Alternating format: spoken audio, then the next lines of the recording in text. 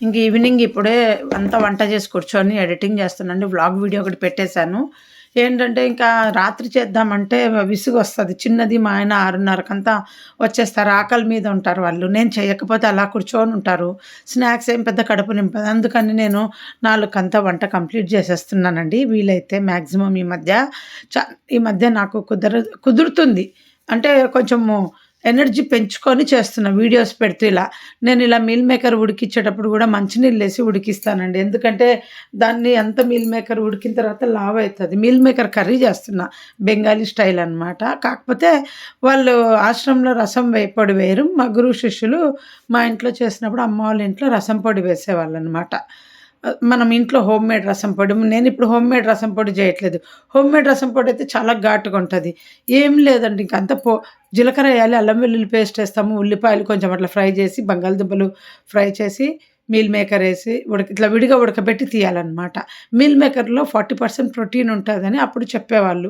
మా గురువుగారి ఆశ్రమంలో ప్రతిరోజు రాత్రి మీల్ మేకర్ కర్రీ చేసేవాళ్ళు. సో, మాకదే అలవాటు. రాత్రి తినడమే అలవాటనమాట. పగలంత ఇంట్రెస్ట్ ఉండదు. సో, మధ్యాహ్నం 4కు చేసిన రాత్రి కోసమని ఇంకా ఏం పాడవ్వదు. చాలా టేస్టీగా ఉంటది. బంగాళదుంపలు కొంచెము నలిగినట్టయితే బావుంటది. అందుకని కొన్ని పెద్దగా, కొన్ని చిన్నగా నేను చేసా. అట్లా ఉడికిచ్చి దించేయగూడదనమాట. గరిటెతో అలా అలా నలుపుతుంటే జ్యూస్ వస్తదనమాట. మా ఆయనకు జ్యూస్ అంటుంటాడు. ఆ సినిమాలో ఎప్పుడు బ్రహ్మానందం అన్నట్టు మీల్ మేకర్‌లో జ్యూస్ ఎక్కువే అంటాడు. మేమంటాం జ్యూస్ అనకు గ్రేవీ అని. అంటే మనకు ఎందుకు జ్యూస్ అంటామంటే బెంగాల్‌కెళ్ళినప్పుడు వాళ్ళకర్థం గానిక కొంచెం జ్యూస్ ఎయని అనేవాళ్ళప్పుడు అందరూ.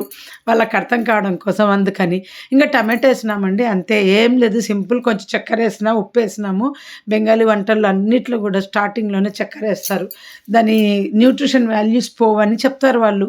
సో, మాకు వాళ్ళ వంటలు ఏది చేసినా ఉప్పుతో పాటి ఒక హాఫ్ స్పూన్ చక్కెరేస్తాం. క్యాబేజ్ కర్రీ చేసినా, ఏది చేసినా. ఇది మీకు తెలుసో లేదో చూడండి, కనుక్కోండి. అప్పుడు వాళ్ళు చెప్పేవాళ్ళు. ఇంకా నేను మెడ్రాస్ సాంబార్ పొడి ఉంది ఇన్‌స్టంట్‌ది అదేసినాను. దాంట్లో ఏం పెద్ద ఘాటు లేదండి.